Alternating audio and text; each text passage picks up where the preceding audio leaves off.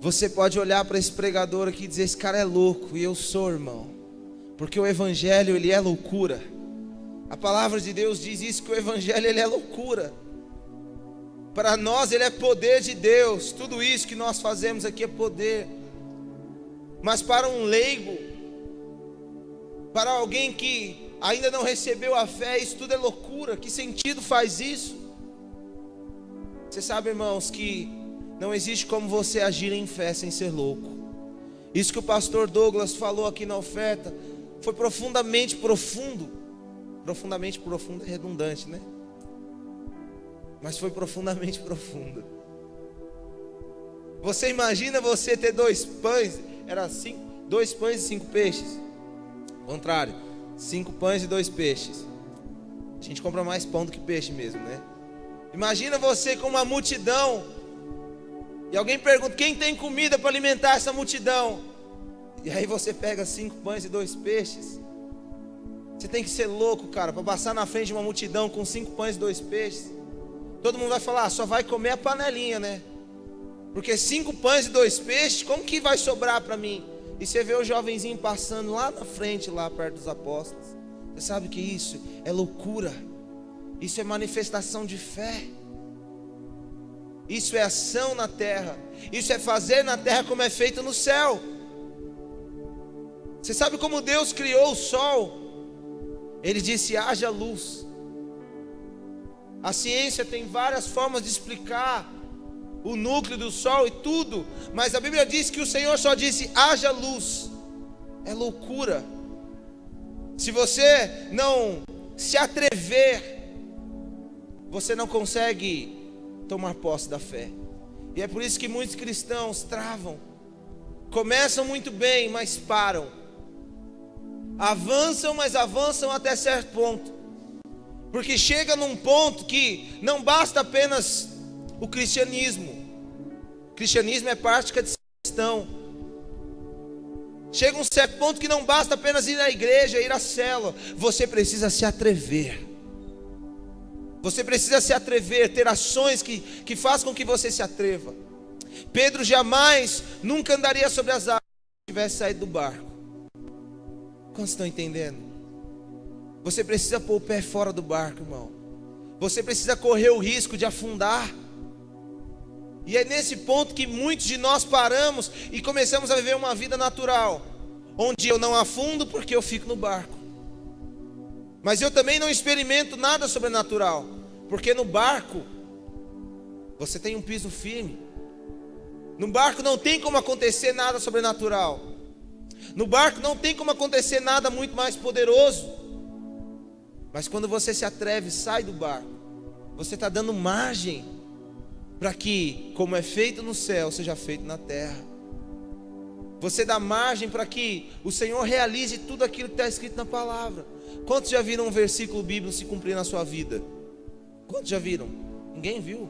Irmãos, isso é a igreja mesmo aqui? Quantos já viram um versículo se cumprindo assim? Você fala: nossa, isso aconteceu comigo. Glória a Deus. Você sabe que quando um versículo bíblico acontece na sua vida, irmãos, o que está acontecendo é a vontade de Deus. A vontade de Deus é que toda palavra se cumpra na sua vida. A vontade de Deus é que você seja tão abençoado como o rei Salomão. Quantos querem ser abençoados como o rei Salomão? Você sabe que Salomão foi o homem mais rico da terra na geração dele. Mas honestamente, quantos realmente creem que vão ser tão abençoados quanto o rei Salomão? Você sabe o que é isso? É ficar no barco. A palavra diz que o Senhor quer. O Senhor pode. Se Ele fez Salomão tão rico, porque Ele não pode fazer eu? Mas você sabe qual é o problema? É que nós não nos atrevemos a crer. Eu estou dizendo essas coisas porque nós dos jovens, nós somos muito ministrados aqui nesses dias a respeito de fé, de crer. E sem fé é impossível agradar a Deus. E esse é o ponto que eu quero trazer. Sem fé é impossível agradar a Deus, porque nós vamos falar de uma coisa muito preciosa. Eu quero falar nessa manhã de como desenterrar os seus talentos. Talento na Bíblia, ele tem 2 sentidos.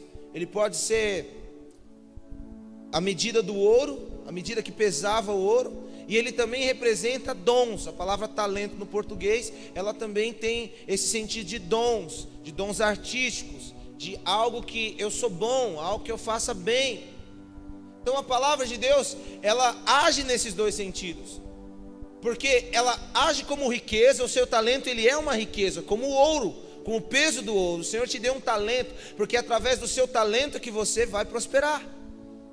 Se você vê um grande músico, ele prospera fazendo o quê? Música, tocando. Um grande artista, ele tem que ser bom em quê? Em economia? Um grande artista, ele tem que ser bom em quê? Em matemática? Não, ele tem que ser bom em arte. Um grande cantor, dançarino, ele fica milionário como? Fazendo imposto de renda? Não, irmão. Abrindo negócio? Não. Ele ganha dinheiro usando os seus talentos. Então, tanto na Bíblia quanto na vida real, tanto no céu como na terra, a palavra talento, ela representa riqueza e ela representa dons. Porque é somente quando você utilizar o seu talento é que Deus pode multiplicar. Deus te dá um talento para que você prospere. E o seu talento também é o seu dom. Você sabe que a maioria das pessoas, tem uma pesquisa norte-americana, ela é um pouquinho antiga, de 2015, que diz que 80% das pessoas na Terra não trabalham naquilo que gostam. 80% das pessoas no planeta estão fazendo algo porque tem que fazer, porque tem que ganhar dinheiro, tem que pagar as contas, tem que viver. Mas não é o que gostam, não é o que querem fazer, não é aquilo que sente prazer, nossa, cara, como eu vou feliz. Você sabe o que é isso, irmãos? Isso é uma multidão de talento enterrado. Você sabe onde fica o ouro? Onde fica o ouro? Embaixo da terra, em veios. A riqueza fica enterrada. E é isso que tem acontecido na vida de 80% das pessoas do planeta. Estão com a sua riqueza, o seu talento enterrado, fazendo outras coisas, vivendo. A grande maioria dessas pessoas não prospera muito, sobrevivem, mas não ganham aquele rio de dinheiro. Não são totalmente bem pagos, não são nem pagos como merecem pelo serviço que prestam. Você sabe por quê? Porque o seu verdadeiro talento está enterrado. Eu quero que você abra comigo a sua Bíblia no livro de Mateus, capítulo 25, versículo 14. É uma leitura um pouquinho longa, não é tão longa assim, mas é um pouco mais do que de costume que lemos. Mateus capítulo 25, versículo 14, nós vamos ler até o 29. Eu vou dar tempo para que os irmãos abram. Quantos estão entendendo? Diga amém. Se você está nos visitando hoje, seja muito bem-vindo. Eu quero que você seja tão abençoado quanto aqueles que fazem parte dessa casa, que você possa se sentir totalmente à vontade. E se houver qualquer coisa que você tenha dúvida, você tem total liberdade de nos procurar, e nós fazemos questão de esclarecer para você, para que você saia daqui abençoado e não encacucado. Amém? Mateus 25, versículo 14, nós vamos ler até o versículo 29. Todo mundo achou? Diz amém. Quem achou? Se você não achou, ouve aí. Diz assim: o reino dos céus é como um homem que, partindo para fora da terra, chamou os seus servos e entregou-lhe os seus bens. E a um deu 5 talentos, a outro deu 2, e a outro 1, a cada um segundo a sua capacidade, e ausentou-se logo para longe. E tendo ele partido, o que recebera 5 talentos negociou com eles e granjeou ou ganhou outros 5 talentos. Da mesma sorte, o que recebera 2 granjeou também outros 2. Mas o que recebera 1 talento foi e cavou na terra e escondeu o dinheiro de seu senhor.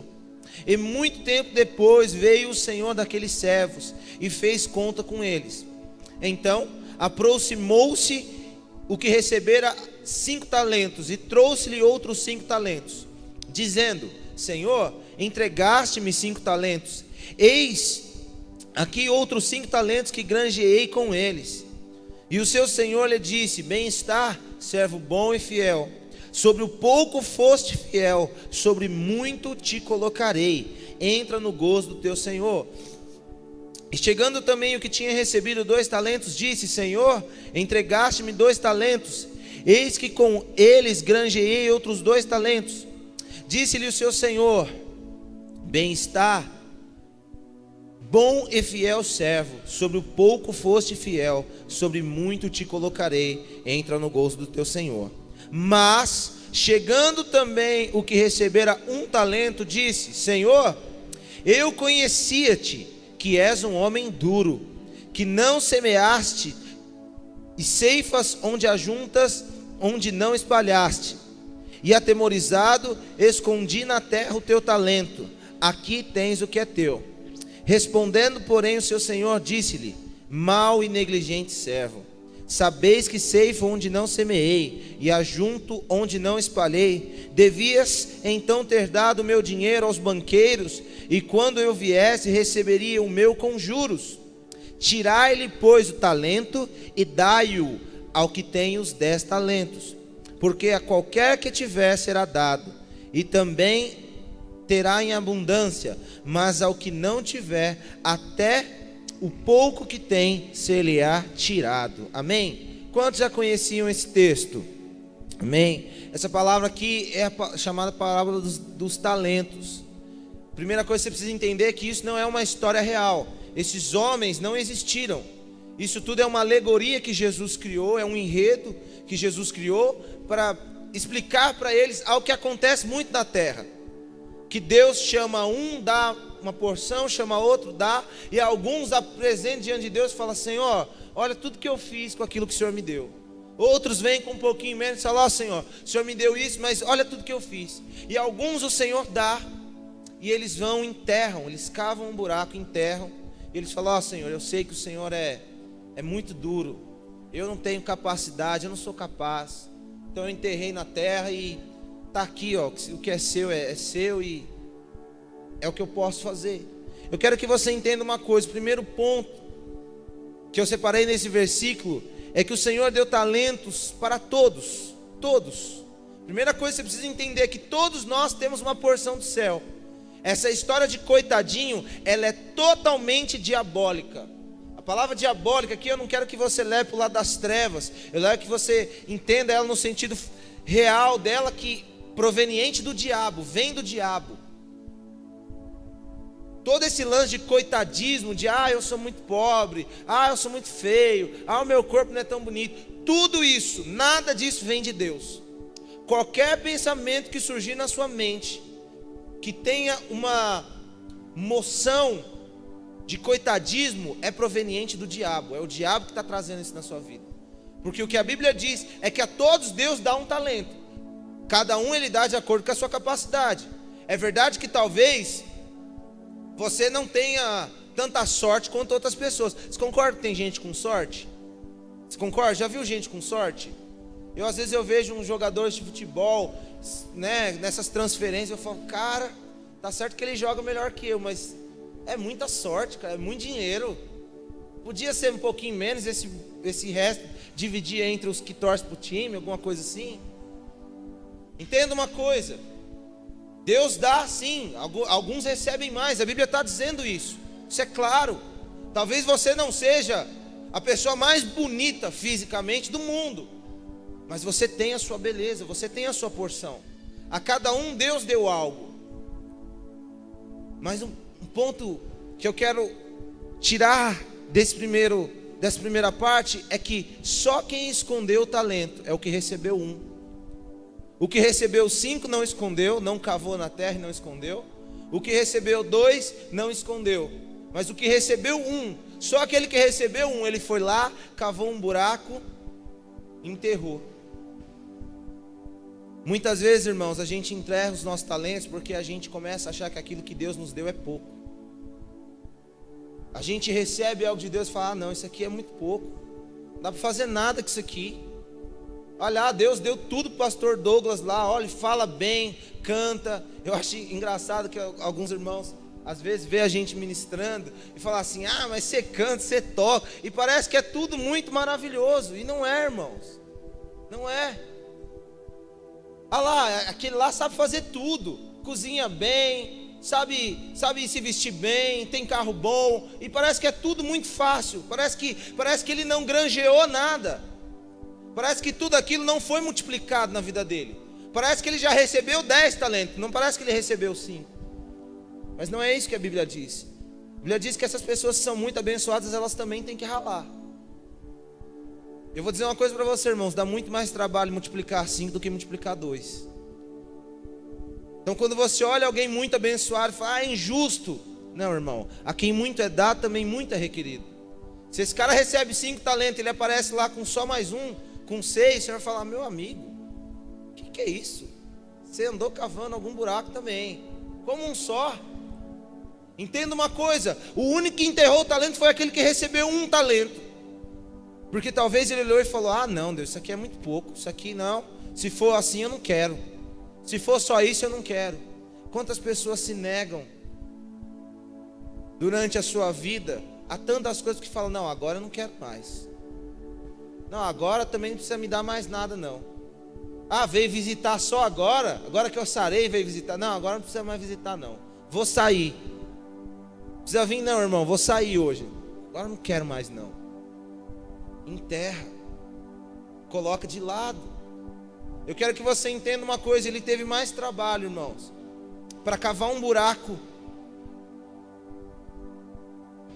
com as suas mãos, esconder o talento, do que para trabalhar e multiplicar aquele talento. Às vezes nós estamos tão dispostos a fugir de Deus, a gente paga um preço alto para fugir de Deus, mas não paga um preço alto para caminhar em direção a Ele. A Bíblia fala isso, que o profeta Jonas, ele recebeu um chamado de Deus, e Deus falou, olha, vai para Nínive. A Bíblia fala que ele desceu no cais, comprou uma passagem, pagou para ir para o outro lado. Às vezes dá mais trabalho, você tem mais custo para fugir de Deus. Aí nesse barato todo que ele fez, nessa ideia mirabolante, veio uma baleia, nisso um monte de gente correu risco de vida, porque a tempestade veio no barco que ele estava e pegou todo mundo, e muitas vezes a sua família sofre com as suas decisões, todo mundo está ao seu redor, todo mundo acaba pagando preço, sai muito mais caro fugir de Deus, do que caminhar em direção a Ele. Uma coisa que esse servo que recebeu um talento não entendia, é que a Bíblia diz que a cada um ele deu segundo a sua capacidade, mas uma coisa que você precisa entender é que a capacidade pode ser expandida. Quase tudo na vida pode ser expandida a capacidade. Você mora lá numa casa de 3 cômodos, para 2 pessoas, está ótimo ou não está? Eu moro numa casa de 3 cômodos, é só eu e minha esposa, está maravilhoso. Para que eu preciso de outro quarto? Para ter mais sujeira, fazer mais bagunça. A gente mal consegue arrumar os 3, deixar os 3 organizados. Mas quando a família crescer, talvez 3 cômodos fica apertado. O que eu posso fazer? Eu posso construir em cima. Ah, não dá para construir em cima, constrói do lado. Não dá para construir do lado. Então vamos mudar, vamos para uma casa maior. Você está entendendo? Eu posso expandir. A capacidade da minha casa hoje não representa tudo o que eu sou. Ela representa o meu momento. Nesse momento eu realmente não. Eu preciso, Lúcio, de uma casa com 4 quartos. Só eu e a Jaqueline dentro de casa. Aí ela esconde num, eu não acho. Como é que vai fazer? Não dá não, irmãos. Você está entendendo? Deus ele deu algo para o cara de acordo com a realidade dele no momento. Mas não significa que aquilo era o tudo, era o total de Deus para a vida dele. De acordo com que ele cresce, a capacidade também vai ser expandida. Então uma coisa muito interessante que você compra um celular e você pergunta lá, quantos gigas tem? O cara fala, tem 30 gigas, 32. Aí você fala, não, tá bom de 32, que eu compro um cartão de memória e fica com 100 gigas. Você sabe o que é isso, irmão? Isso é de Deus. Isso é capacidade expandida. Isso é crescimento. O que esse cara não conseguia entender é que hoje era pouquinho, mas assim que ele crescesse, de acordo com que a capacidade dele fosse aumentando, o talento também ia aumentando. De acordo com aquilo que Deus ia dando, que ele fosse respondendo diante de Deus, Deus ia acrescentando mais. O próprio texto que nós lemos diz isso. O Senhor vira para os servos que multiplicaram seus talentos e fala, ó, servo bom e fiel, foste fiel no pouco, agora sobre o muito eu te colocarei. Então, a partir do momento que você cresce, Deus ele te dá mais. Mas entenda uma coisa: não enterre porque é pouquinho, não ache que é pouco. Ah, eu não sei tocar, então não posso fazer parte dessa igreja, porque meu sonho era louvor. Mas irmãos, tem tanta coisa para fazer aqui, tem tanta coisa que você pode ajudar. Segundo ponto desse texto, a Bíblia diz que ele enterrou, ele cavou um buraco. O que a gente tem costume de enterrar, irmão? Nossa, está um silêncio. O som está chegando aí. O que a gente tem costume de enterrar? Hã? Flores? Forno? Eu não posso ter entendido o que eu entendi. Hã? Espera aí, vamos, irmão, fala. O que nós temos o costume de enterrar? Morto. O que a gente enterra? Morto. Alguns irmãos falaram, achei que era porco. Falei, enterra porco? Pra quê? É morto. Sabe o que se enterra? Morto. Aquilo que está morto. Por que enterra? Porque, irmão, não serve para mais nada. Morto é algo que não serve para mais nada. Não se mexe, não age, não tem emoção. Se você chuta ele, não dá nem reverso. Não faz nada. Acontece nada. Você sabe o que a gente enterra? Algo que para nós morreu. O cara tinha acabado de receber um projeto de Deus na mão dele. Sabe o que ele fez? Falou, não, isso aqui não dá certo não. Cavou um buraco e enterrou. E ele matou o sonho. O talento não estava morto. O talento estava vivinho da Silva. Ele matou. Falou, não, isso aqui não dá certo. Vou cavar, isso aqui não vai prosperar nunca. Talvez Deus te dê um plano de negócio. E você fala, ah não, eu nunca vou saber fazer isso aqui. Você já cavou o buracão, jogou lá dentro e matou. Talvez quantas vezes você sonhou em ter seu próprio negócio. E aí você pegou e falou, não, mas meu pai nunca teve, minha mãe nunca teve, nenhum irmão meu tem negócio, eu também não vou ter negócio. E você vai lá, enterra e mata o sonho. Você sabe por que ele enterrou? Porque ele não acreditou que aquilo daria vida, que aquilo ia ter uma continuação, que aquilo ia avançar na vida dele. Não enterre os seus talentos, não pegue os seus sonhos e enterre. Você sabe, irmãos, eu vivi um período muito difícil da minha vida esses dias. O pastor que está aqui, ele sabe, é o meu líder, junto com o Anderson, a Michele. E eu sempre compartilhei com eles. E você sabe uma coisa que a gente tem mania de fazer na crise? É sair enterrando tudo. Ah, isso aqui não vai dar certo não, deixa para lá. Ah, isso aqui também não vai avançar, não avançou até hoje. Ixi, não avança mais. E sai enterrando tudo, cavando buraco, escondendo tudo. Você sabe por que a gente faz isso, irmãos? Porque quando você cava um buraco e esconde na terra, não é porque você está guardando, é porque você está se livrando. É a maneira mais fácil. Você sabe o que é feito com o lixo que sai da sua casa? Ele é aterrado. E ele não é aterrado porque a companhia de limpeza urbana tem um cuidado com o seu lixo. Ele é enterrado porque é a melhor forma de se livrar do lixo. Quando você pega um talento em terra, você está se livrando dele. Você está jogando fora. Você está abandonando, você está deixando de receber o lucro. Entenda uma coisa, quando você enterra, quem perde não é o Senhor. Quem perde é você. Quando você enterra, o único que sai perdendo é você. O diabo vai colocar nas nossas cabeças, porque ele coloca na minha, não sei se coloca na sua, que muitas vezes abandonar os ministérios vai ser bom, cara. Você vai ter mais tempo. Larga isso aí. Quanto tempo já você está fazendo essas coisas aí, correndo atrás de banda? Larga isso aí, deixa isso aí para lá. Você vai ter mais tempo, você vai viver melhor, você vai ganhar. Não, irmãos, o único que perde é você. Porque o Senhor é poderoso. E o Senhor, ele não tem 1, 2, 3 talentos, ele tem todos. Ele pega outra pessoa, dá 5, dá 10, dá 15. Entenda que esse negócio é uma sociedade sua com Deus. Imagina se abrir mão de uma sociedade com Deus. Do ponto de vista de negócio, é um péssimo negócio. Porque nesse negócio, irmãos, nós entramos só com a mão de obra. E essa mão de obra, ela é meio terceirizada, porque quem faz é o Senhor. A gente entra com a mão de obra. Não, Senhor, o Senhor dá o recurso e nós vamos fazer a obra. Mas quando chega aqui a gente ora, Senhor, que seja feita a sua vontade, que o Senhor faça. Eu sei, a nossa parte a gente também terceiriza para Ele, e Ele acaba fazendo tudo. Entenda uma coisa, nós somos sócios, o lucro é dividido. O Senhor ganha, mas quem ganha mais somos nós. Quando você enterra, você não está enterrando a obra, você está enterrando o seu lucro. Você está enterrando a sua recompensa. Está enterrando tudo aquilo que você ia receber da parte de Deus. Olhe para cá.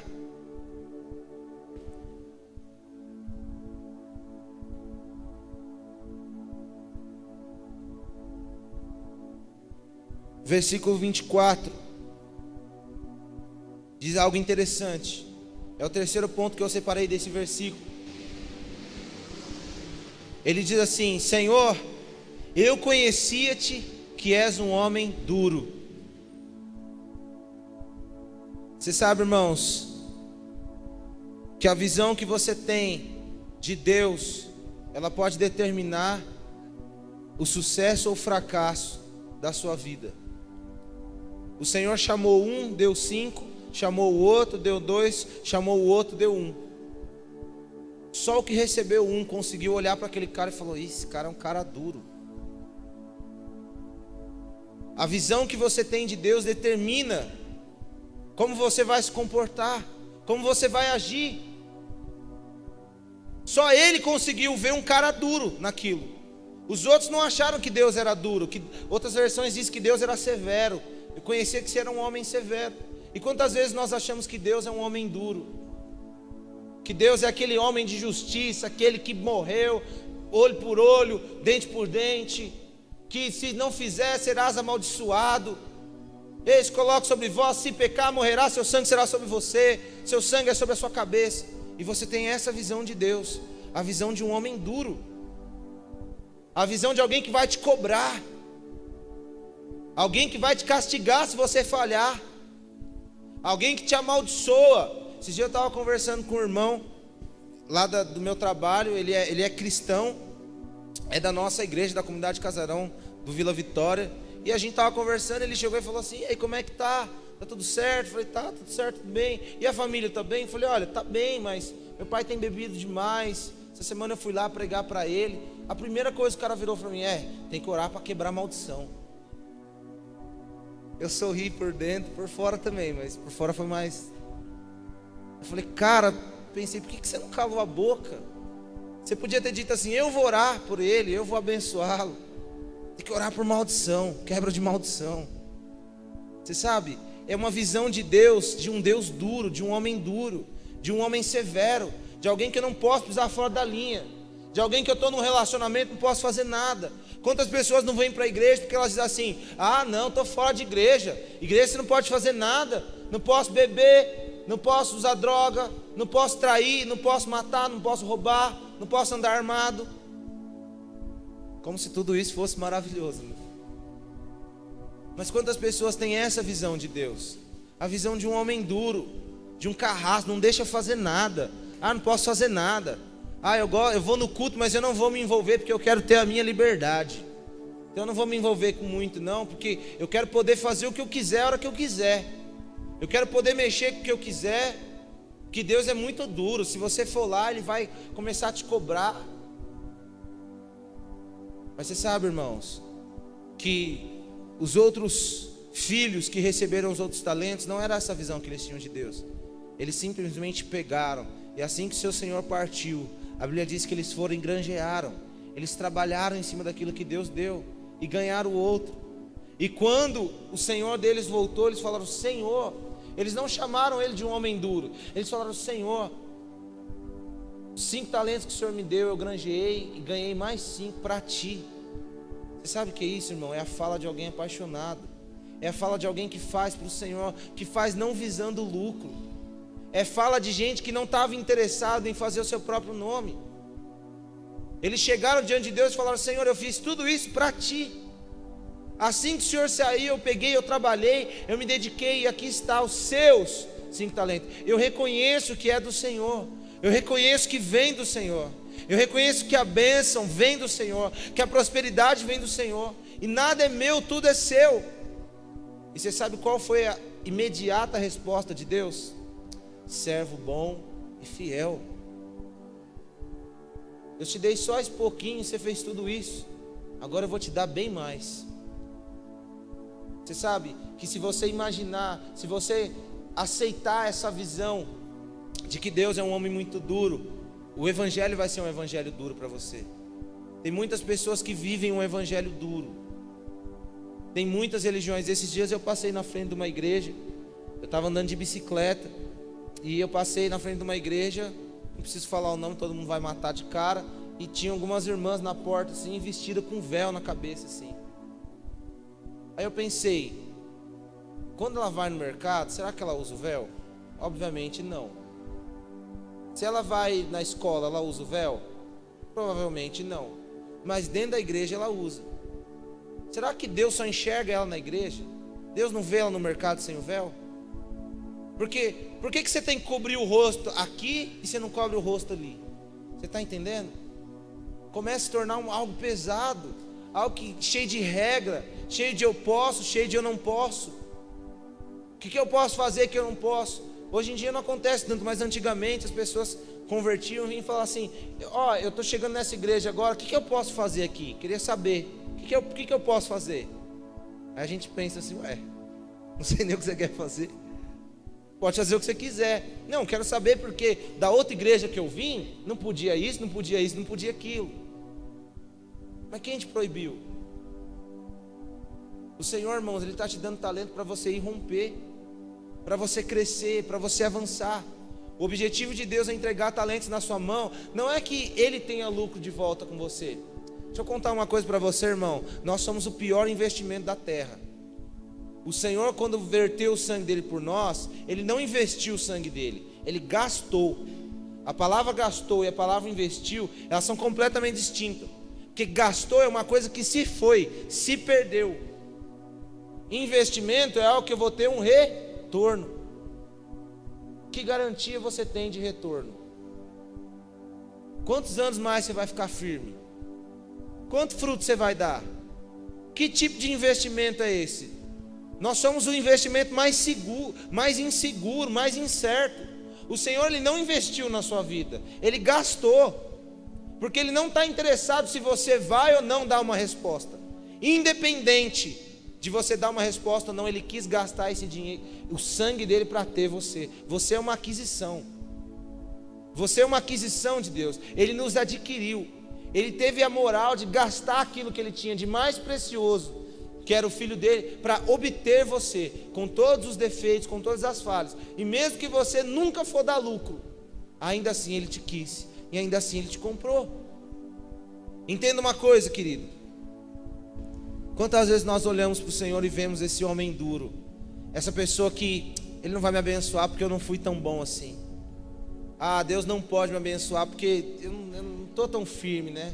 Eu não estou sendo tão fiel. Então Deus não... Eu estou passando isso, mas é culpa minha mesmo. Quem já passou por isso?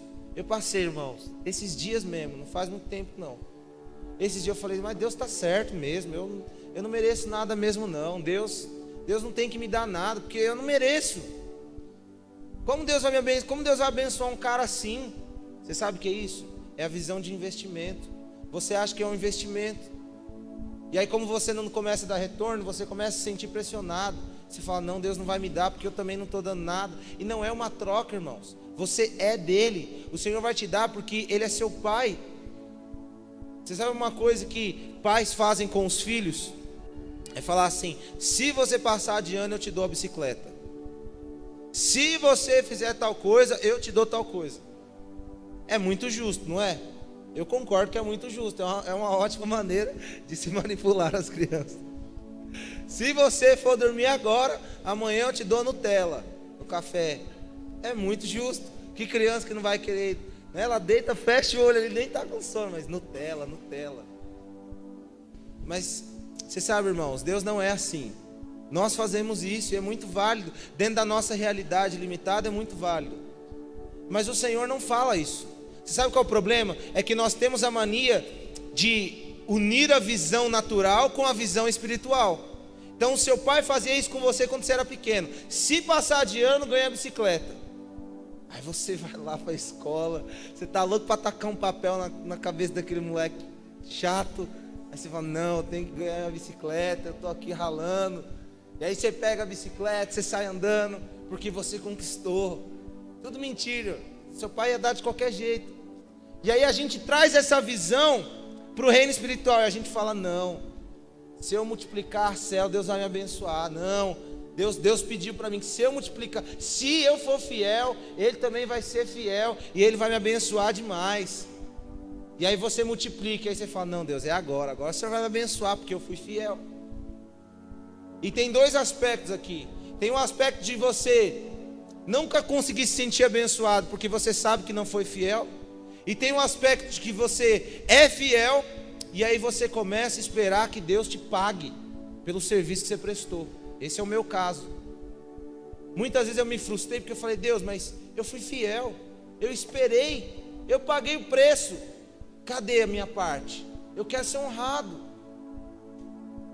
Tem um versículo muito interessante em Romanos que diz assim: ao que trabalhou, a recompensa não é dádiva, é dívida. Mas ao que não trabalhou, não pode ser dívida, somente dádiva, porque não merece. Então, existem dois aspectos. Se você passar adiante, te dou a bicicleta, aí você se esforça, e Ele te dá a bicicleta. Ele te deu porque Ele te ama? Não, porque era a dívida, era o combinado, era o trato. Eu fiz a minha parte, faça a sua agora. Irmãos, teve uma época que eu e a Jaqueline, a gente não se entendia, a gente brigava, qualquer coisa, o controle, eu falava, dá o controle. Ela colocava o controle 1 metro para lá, dá o controle para mim, eu quero o controle na minha mão, e a gente brigava. Aí um dia eu fui orar e falei, Senhor, por que isso acontece? Eu fiz corte, eu paguei o preço. No mesmo instante, Deus me lembrou desse versículo: ao que trabalha, a recompensa não é dádiva, é dívida. Você acha que essa mulher está te devendo? Isso é bênção na sua vida. O problema é que você começa a entender que as coisas que Deus te deu é tudo dívida. E se é dívida, precisa ser o melhor, né? Carlinhos, você está me devendo. Se eu te emprestei minha Bíblia, você perdeu minha Bíblia, você vai me pagar, eu vou querer qualquer Bíblia? Eu vou querer a melhor Bíblia. Quando alguém nos deve, irmão, a gente quer o melhor, a gente quer o máximo. Não, mas vai me pagar só isso? Eu fiz esse serviço todo, você vai me pagar só esse pouquinho? E às vezes a gente transfere isso para o Senhor. Pô Deus, mas eu estou me esforçando tanto, você vai me abençoar só um pouquinho? Tinha que abençoar mais. Entenda uma coisa, tudo depende da visão que você tem de Deus, a visão que você tem de Cristo. Deus não é esse homem duro. O cara recebeu um talento. Eu nem quero entrar aqui no mérito do peso do ouro, quanto vai valer, porque a variação do ouro já mudou em bilhões de 2000 anos para cá. Lógico que mudou. Nem quero entrar nesse mérito. Mas entenda uma coisa, ele recebeu algo poderoso e ele só conseguiu ver desvantagem. E quantas vezes você recebe um dom, você recebe algo poderoso na sua vida, você só vê desvantagem. Recebe um emprego maravilhoso, só vê desvantagem. Eu recebi um emprego maravilhoso, irmãos. Quando eu recebi a proposta, eu liguei para o pastor Douglas no mesmo dia. Eu falei, pastor, eu recebi uma proposta de emprego maravilhosa, numa ótima empresa, só que eu vou ter que trabalhar 3 turnos. Cada semana eu troco de turno. Não sei quando que eu vou conseguir estar na igreja, não sei como vai ser. Ele falou, Fernando, nós vamos orar, precisa ter paz, precisa saber. E aí a gente conversando, enquanto eu fui fazendo todo aquele trâmite, todos os dias a gente conversava. Ele falou, não, aceito que vai ser bênção na sua vida. E tem sido bênção na minha vida, irmãos. Eu não deixei de ser crente. Eu sou funcionário da empresa que eu trabalho hoje 3 turnos, e eu estou aqui pregando. E à noite eu vou estar aqui de novo. E ontem eu estava aqui. Entenda uma coisa, você precisa conseguir enxergar a parte boa, porque às vezes a gente só enxerga a parte ruim. Você pega o Olerite, nossa, esse convênio aqui, cara, olha que valor absurdo esse convênio. Prefere ir na UPA, irmão. Precisa enxergar a parte boa do negócio. Esse cara não conseguiu enxergar nada de bom no talento que ele deu. E ainda ele olhou para quem deu e falou assim, esse cara é um homem duro. Se ele fosse bom, ele tinha me dado, ele tinha me abençoado, igual ele abençoou o Rangel. O Senhor me ama mesmo? Então me abençoe igual você abençoou o Rangel. Eu quero a bênção do Rangel. Mas entenda uma coisa, irmão. A casa de 4 cômodos é para quem tem propósito para 4 cômodos. Você tem propósito para 4 cômodos? Você quer limpar uma mansão, Lúcia? Ter uma mansão você quer, né? Para limpar, não. Você está entendendo? A gente quer ter as coisas, mas não quer pagar o preço. Ter 10 talentos é legal, irmão, mas ele só deu 5, ele não deu 10. Até aqui, nós falamos de como enterrar o talento. O que leva pessoas a enterrar o talento. Mas não é essa a mensagem é como desenterrar seus talentos. O primeiro ponto a partir daqui eu quero falar 3 coisas para você, eu já estou encerrando. É muito rápido isso. Que pode te ajudar a desenterrar seus talentos. O primeiro ponto é constatar que o sonho não está morto. Você sabe por quê, irmãos? Nós falamos isso. Nós enterramos aquilo que está morto. Agora suponhamos que você tem um cachorro. Ele caiu duro. Você faz uma cosquinha nele, ele responde. Você vai enterrar mesmo assim? Você tem coragem de cavar o buraco, jogar ele esperneando e você tacando terra nele? Nós precisamos constatar que o sonho está vivo, ele não está morto. A gente só enterra aquilo que morreu. Você precisa olhar para os sonhos que Deus colocou no seu coração e falar: não, vai acontecer sim. E é por isso que eu comecei falando de fé. É por isso que eu comecei falando: olha, você precisa entender, cara, que o que você faz aqui na terra também move os céus.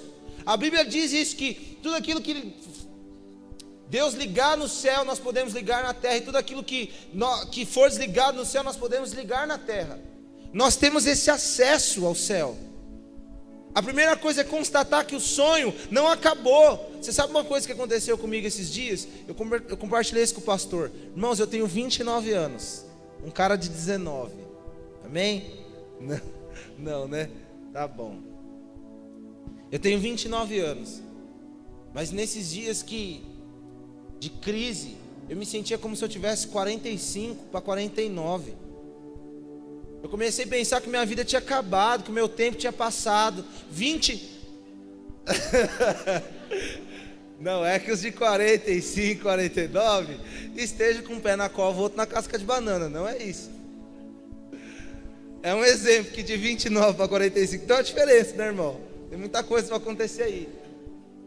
Mas olha para cá. Eu comecei a me sentir como se minha vida tivesse passado, meu tempo tivesse passado. Falei: Deus não vai fazer mais não, Rangel. Porque eu estou nesse negócio de chama ardente aí faz 12 anos. Eu achei que eu ia ser pastor há uns 6 atrás. Se Deus fosse fazer, Deus já tinha feito, cara. Mas nesses dias eu comecei a ouvir um suspiro. Eu dei uma cutucada no sonho e ele estava vivo. Ele só estava descansando, porque tudo aquilo que é de Deus está no descanso, irmãos. Você sabe, uma das coisas mais maravilhosas de Deus é que você não vê outdoors dele pela rua. Você não vê barulho no céu, Deus andando e fazendo peripécias e se amostrando. Deus, ele trabalha de forma discreta. Tudo aquilo que Deus faz é silencioso. Você sabe uma das coisas um dos versículos mais maravilhosos da Bíblia para mim. Ele diz assim: assim como não sabes como os ossos se formam no ventre da que está grávida, assim não entendes os caminhos do Senhor. Você tem noção? Homens são totalmente insensíveis a respeito disso. Mas mulher, você que já teve um filho, você consegue imaginar que você está parada, deitada, e ossos, um esqueleto humano está sendo formado dentro de você? E o que você está fazendo para que isso aconteça? Nada. Assim como você não entende que você não está fazendo nada, e uma vida está sendo gerada dentro de você, você não pode entender todos os caminhos do Senhor. Entenda uma coisa, querido: o Senhor é poderoso para cumprir. Você precisa constatar que o sonho está vivo. Quando uma pessoa morre, você sabe o que é dado para ela? O Rangel sabe. Você vai lá no IML e eles liberam para você um laudo que chama atestado de óbito. É um papel, não passa de um papel escrito assim: fulano de tal está mortinho da Silva, ele não vai ver mais, não vai na casa dele mais, que ele não vai estar lá porque ele morreu. É isso que está escrito no papel. Mas do mesmo jeito que é liberado um atestado de óbito, o Senhor Jesus liberou para nós um atestado de vida. A palavra de Deus diz em João capítulo 11, versículo 25: eu sou a ressurreição e a vida. Aquele que crê em mim, ainda que esteja morto, viverá. Você sabe o que é isso? É uma revogação. Ele não está falando assim, não, você não vai morrer não. Ele está falando assim, olha, você pode morrer, que mesmo que você morrer, eu te ressuscito. Se você crê em mim, ainda que você esteja morto, você vai viver. Porque eu sou mais forte que a morte, que eu sou melhor do que a morte. Ele não está mentindo para você aqui não, você não vai passar nenhuma dificuldade, você não vai morrer não. Pelo contrário, ele está dizendo assim, te deram um atestado de óbito, pois eu te dou um de vida. Mesmo que você estiver morto, vive. Você vai viver, você vai viver, você vai viver as promessas, você vai viver aquilo que eu te prometi, você vai receber o que eu te dei, você vai ter tudo aquilo que eu separei para a sua vida, ainda que esteja morto, viverá. Você sabe o que é isso? É um papel maior, melhor, com uma letra muito mais bonita escrito. Esse papel que deram para você falando que você está morto é mentira, você pode até morrer, mas eu te dou vida. Quantos recebem a vida de Deus? Irmãos, entenda uma coisa, não é sentimento, não é emoção, é crer. Crer é sair do barco, crer é pôr o pé para fora, crer é ousadia, é ousar, não é, ele falou ali do púlpito, eu vibrei por dentro, grande coisa, celular vibra no seu bolso, isso não é fé. Fé é atitude. A palavra de Deus tem um versículo muito interessante que diz assim, que a mulher do fluxo de sangue, enquanto ela estava indo na multidão, ela dizia, se tão somente eu tocar, serei curado. Imagina uma mulher passando no seu, se apertando em você e passando e falando, eu vou tocar nesse cara e eu vou ser curado. Eu vou tocar nesse cara e eu vou ser curado. Quando ela chegou e tocou no cara, adivinha o que aconteceu? Ela foi curada. Isso é fé. Ela foi certeira. Ela não foi, eu vou lá e vou ver, vou conversar com ele, que talvez ele ore por mim e me ajude. Ele falou, eu vou tocar. Ela falava, eu vou tocar nele, se tão somente eu tocar. A Bíblia diz isso, porque quando andava, dizia, se tão somente eu tocar nas suas vestes, eu serei curada. E como ela creu, foi feito. Existem umas centenas de versículos que mostram que Jesus fazia algo por alguém. Ele falava assim, a sua fé te salvou. A sua fé te salvou. Isso são coisas que você recebe pela fé. O segundo ponto, para você desenterrar os seus talentos, pare de achar que aquilo que o Senhor te deu é pouco. 1 Coríntios 1:27, não precisa abrir. Diz assim, mas Deus escolheu as coisas loucas desse mundo para confundir as sábias, e Deus escolheu as coisas fracas desse mundo para confundir as fortes, e Deus escolheu as coisas vis deste mundo, e as desprezíveis, e as que não são, para aniquilar as que são, para que nenhuma carne se glorie perante Ele. Presta atenção. Existe um propósito de Deus na fraqueza, irmãos. Existe um propósito de Deus em você ser pequeno, porque Deus escolhe e usa quem é pequeno. Eu sempre li a Bíblia e imaginei, por que Jesus não veio um pouquinho mais, né? Chegando um pouquinho mais. Já fala que não tinha nada de bonito nele, aparência que fosse desejar. Por que não fez um cara mais bonitão, mais alto, que chega e fala?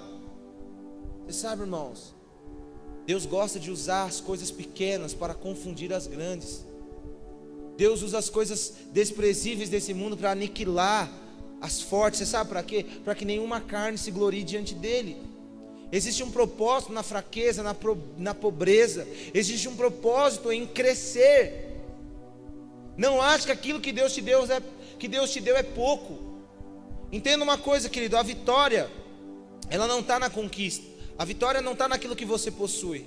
A vitória está na conquista, aquilo que te levou a possuir.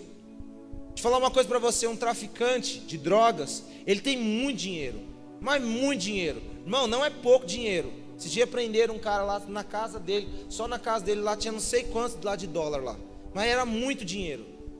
E ninguém admira o cara. Você sabe por quê? Porque é um dinheiro conquistado ilicitamente. Não é conquistado.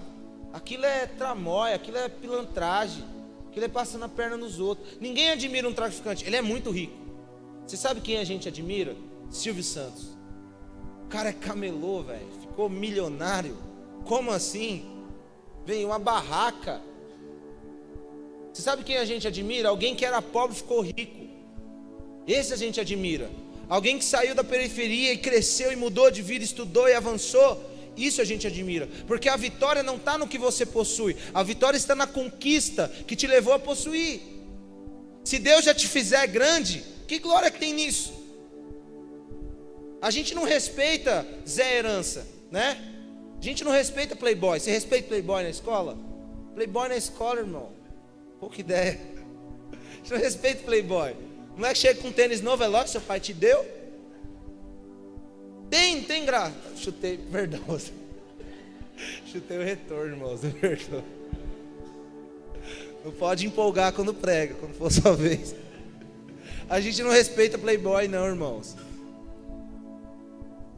Sabe por quê? Porque parece que tudo para ele é fácil. Você vê o Playboy andando de carro novo, você fala, também? A mãe deu? Você não respeita isso. Você não vê glória nenhuma nisso. Você vê o cara indo para Miami, você fala, também? Tudo é também, né? Tudo é também.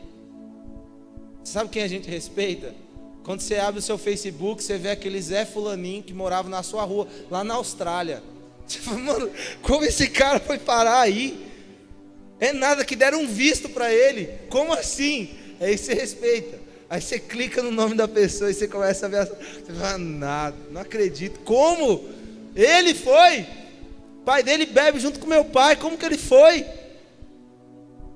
Isso a gente respeita, irmãos. Existe um propósito de Deus.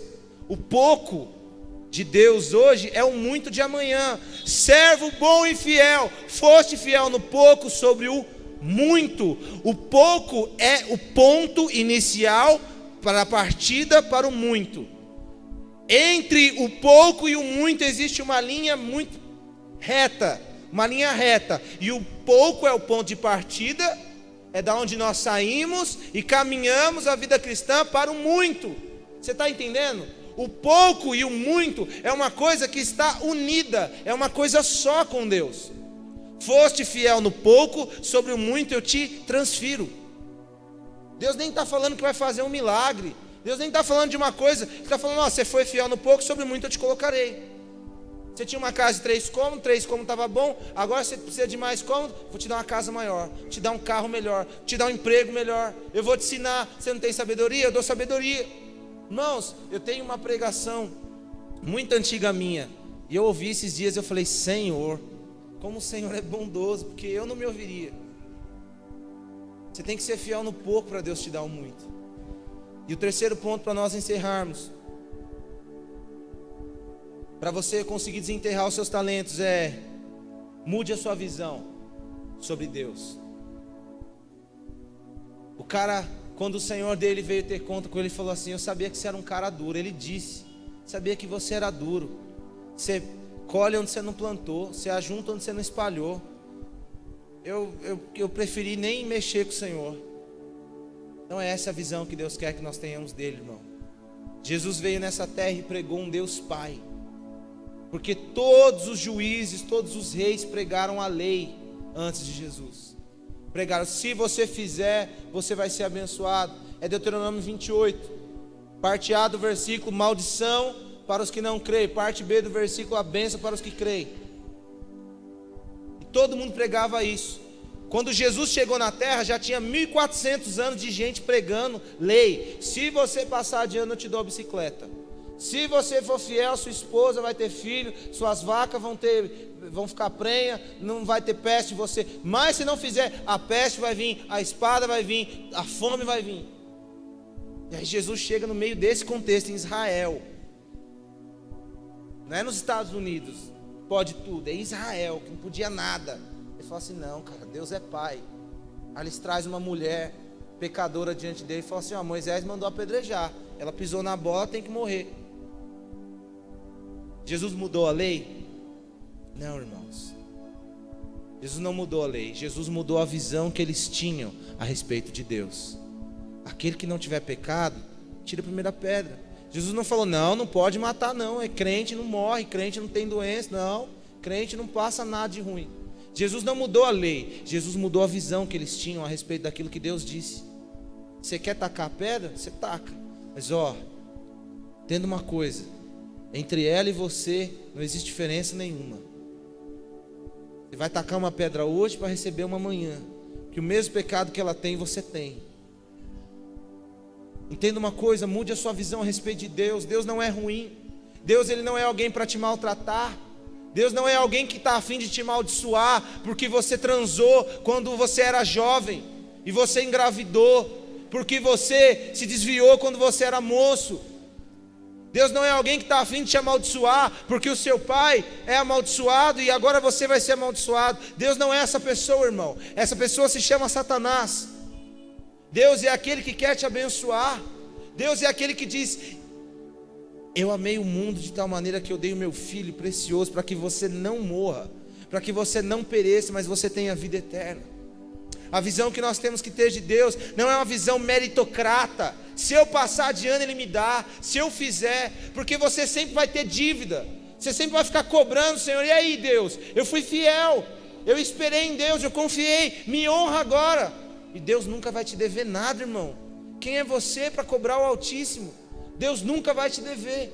Mude a sua visão a respeito dele, porque quando você muda a sua visão a respeito dele, você muda a sua visão a respeito de você. Você para de se preocupar o quanto você não é capaz, e você pega aquilo que Deus te deu, o pouco que Deus te deu, e você vai granjear, e você vai trabalhar aquilo. Nós temos uma foto dos discipuladores que vieram junto com o pastor Murilo aqui para plantar essa igreja. Eu estou nessa foto, irmãos, eu não tinha nem barba na cara. Nem barba eu tinha. E eu comecei a olhar o quanto eu não era capaz naquela época. Mas você sabe que nada disso importou para mim, irmãos. Tudo que eu fiz foi pegar aquilo que Deus me deu e fazer, e tentar, e acreditar, e receber. Eu vim para essa igreja, eu sou o líder do louvor. Eu não tinha nem violão e eu nem sabia tocar. O pastor Douglas está aqui, ele está de prova. Eu comprei o meu violão quando o pastor me falou: você vai ser do louvor. Aí eu fui lá em São Paulo e comprei um violão. Eu não preocupei: Deus, mas você quer que eu seja o líder, mas você não me abençoa, você não me unge. Não, irmãos, eu peguei aquele talento que Deus me deu e eu fui atrás de multiplicar. E quando você olha para o céu e você vê alguém bom, você vê alguém que está te abençoando, você vê alguém que o interesse dele é te abençoar e não ser duro com você, você não perde tempo. Fique de pé. Eu quero ler um texto com você. Deus já foi visto de várias formas. Ele já foi visto como sarça no deserto por Moisés. Ele já foi visto como pomba no Rio Jordão. Ele já foi visto como leão da tribo de Judá. Ele já foi visto como cordeiro. Ele já foi visto como fogo, como nuvem. Deus já foi visto como várias coisas. Mas em Isaías capítulo 6, versículo 1 ao versículo 8, feche os seus olhos, todos. Eu quero te pedir que você não saia. Isaías capítulo 6, versículo 1 ao versículo 8 diz assim: no ano que morreu o rei Uzias, eu vi também o Senhor, e ele estava sentado sobre um alto e sublime trono, e a cauda do seu manto enchia o templo. Serafins estavam por cima dele, cada um tinha 6 asas. Com 2 asas eles cobriam o seu rosto, com 2 eles cobriam os seus pés, com 2 eles voavam, e eles clamavam uns para os outros, dizendo: Santo, Santo, Santo é o Senhor dos exércitos. Toda a terra está cheia da sua glória. E os umbrais das portas se moveram à voz que clamava, e a casa se encheu da fumaça. Então eu disse: ai de mim, Senhor, estou perdido, porque sou um homem de lábios impuros, e habito no meio de um povo de impuros lábios, e os meus olhos viram o Rei, o Senhor dos exércitos. Porém um dos serafins voou para mim, trazendo uma pá com uma brasa viva, que ele tinha tirado do altar, e com a brasa tocou a minha boca, e disse: veja, isto tocou os seus lábios, e a sua iniquidade foi tirada, e expiado foi o teu pecado. O que esse texto está dizendo, irmãos, é que Isaías também teve uma visão de Deus. Isaías não viu um homem duro, ele não viu alguém pronto para amaldiçoá-lo. Ele viu um rei, ele viu serafins, ele viu querubins voando. Você sabe o que ele viu? Ele viu pessoas, anjos, seres celestiais, cantando uns para os outros: Ele é santo, Ele é santo, Ele é santo. Talvez você tenha estado nesse culto há muito tempo e você não consegue cantar que Ele é santo, porque a sua visão a respeito dele não é a visão de alguém santo, não é alguém que habita no meio dos serafins, é a visão de um pai que está te cobrando melhor posicionamento, melhores atitudes na sua vida.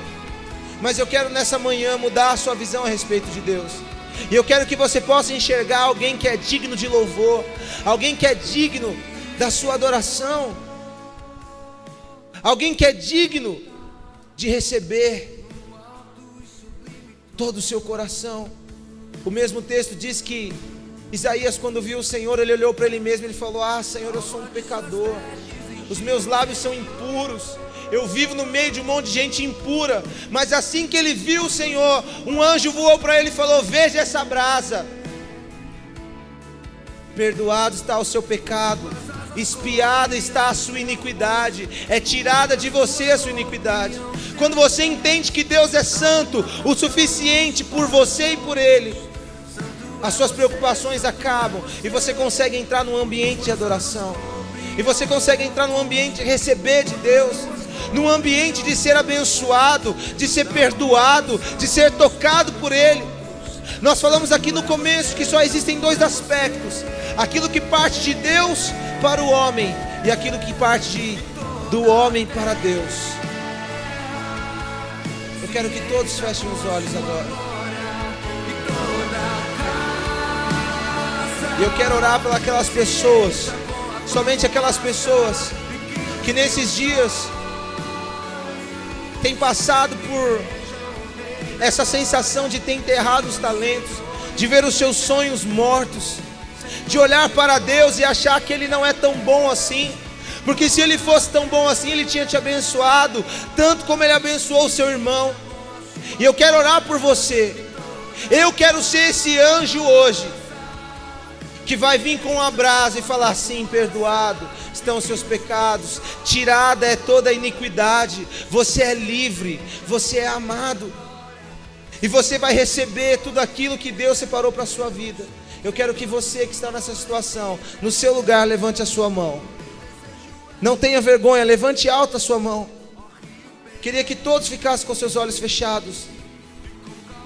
Você que se sentiu muitas vezes que não recebeu tudo aquilo que você merecia de Deus, ou você que está se sentindo em dívida com Ele, irmãos, não existe mais dívida, toda a dívida foi paga. Se você se sente assim, levante a sua mão. Se você acha que você ainda não foi abençoado, tudo que você merecia, levante a sua mão, porque eu quero que você veja o Senhor. E o Deus que você vai ver essa manhã não é um homem severo, não é um homem cruel, não é alguém que está esperando você ser perfeito para te abençoar. Você vai ver alguém que é santo, mas é tão santo que todas as pessoas no céu, elas cantam umas para as outras, elas não enterram as suas coisas, elas não se desesperam. A única coisa que elas fazem é olhar umas para as outras e dizer: nossa, como Ele é bom, nossa, como Ele é santo. Você não vai conhecer um Deus bom até que você veja a bondade. Você não vai saber que Deus é bom até você ver a bondade na sua vida.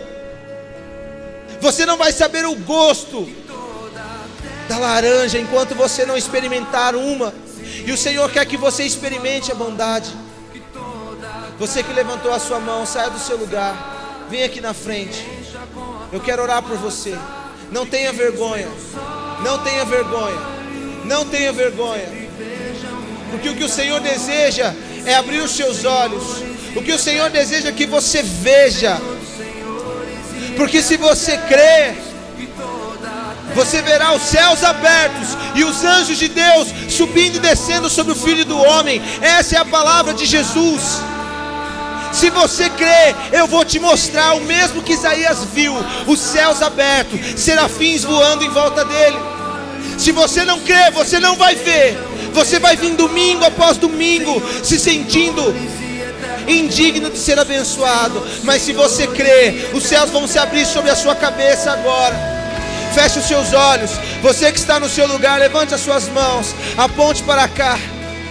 Senhor, em nome de Jesus, Pai, nós clamamos e oramos que seja liberado sobre a vida dos seus filhos toda a porção que é de Deus, toda boa dádiva, toda bondade, que eles possam ver, que eles possam te conhecer agora, não mais por ouvir falar de um Deus bom, mas porque eles vão ver a sua bondade, porque eles vão ver a sua santidade, e eles vão ver como o Senhor não pode ser ruim, como o Senhor não pode ser esse carrasco. Eles vão ver como o Senhor não pode. Não tem como o Senhor não me abençoar, não tem como o Senhor não derramar tudo sobre mim, não tem como o Senhor não te dar tudo que Ele colocou no seu coração. Esse é o propósito de Deus. Quando Ele coloca um sonho no seu coração, é para que você creia e você viva. Senhor, nós liberamos sobre a vida desses irmãos todo sonho que estava enterrado, seja desenterrado hoje, Deus. Todo talento que estava enterrado, seja desenterrado hoje, Senhor. Que eles possam usar, multiplicar, acrescentar no reino e na vida deles, em nome do Senhor Jesus, Pai. Que nada daquilo que o Senhor prometeu para eles caia no chão, que tudo se cumpra nesta semana, nesses dias, que eles vejam que o Senhor não é um homem duro, mas que o Senhor é um Pai, um abençoador, que dá de graça, não por merecimento, não por dívida, mas por dádiva, em nome do Senhor Jesus. Dê uma salva de palmas ao Senhor. Deus te abençoe. Pode voltar ao seu lugar. Deus te abençoe.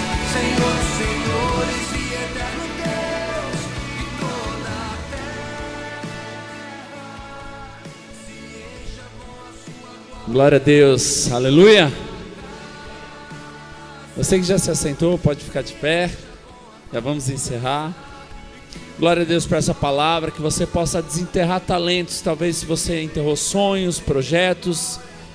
E essa semana nós vamos orar para encerrar. Abraça o seu irmão, se você estiver do lado da sua esposa, do lado dos seus filhos. Aproveite esse momento e olha aqui para mim. Coloque em prática essa palavra na sua vida essa semana. Sabe como? Deus te deu talentos. A sua família, o seu trabalho, seu ministério, amigos. Sabe como você vai desenterrar? Desenterre o talento que Deus te deu do seu casamento. Saia junto, cultive. Sabe quando você vai desenterrar esse talento do ministério? Vá na célula, seja com excelência. Quer desenterrar esse talento? Fala, estou aqui para servir. Que essa semana você possa aplicar e desenterrar tudo aquilo que Deus te deu e confiou nas suas mãos, amém? Comece a orar com esse irmão, fala, Deus, nós te agradecemos por essa palavra poderosa na nossa vida, que essa semana nós venhamos colocar em prática e venhamos desenterrar os nossos talentos, que venhamos crer e voltar a sonhar sobre a nossa família, sobre o nosso ministério, sobre a nossa vida profissional, sobre a nossa vida sentimental, sobre a nossa vida espiritual, sobre nossos bens materiais e todas as áreas da nossa vida que o Senhor tem nos confiado e nos abençoado. Por isso, Deus, que nós possamos fazer dessa palavra uma revelação e venha colocar em prática nas nossas vidas. E essa semana venhamos multiplicar talentos, multiplicar, Pai, o relacionamento na nossa família, multiplicar, Deus, o relacionamento e a vida de Deus na nossa célula, e tudo aquilo que o Senhor tem nos confiado, venhamos multiplicar e testemunhar tudo aquilo que o Senhor fez na nossa vida, em nome de Jesus. Vá em paz, Deus te abençoe. E o